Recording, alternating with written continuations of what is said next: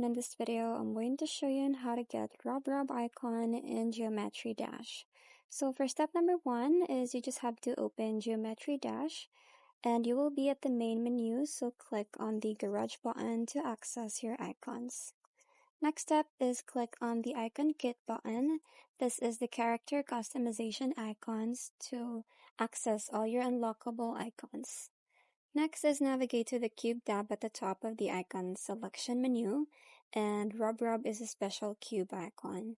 So the RubRub icon is a secret developer icon with a cat face, so it's a special unlock that shows your dedication to the game. And once unlocked, select it and play any level with the iconic RubRub cat cube. It's one of the most recognizable icons in the game. So that's pretty much it. I hope you find this video helpful. Thank you for watching, and I'll see you in my next one. Bye!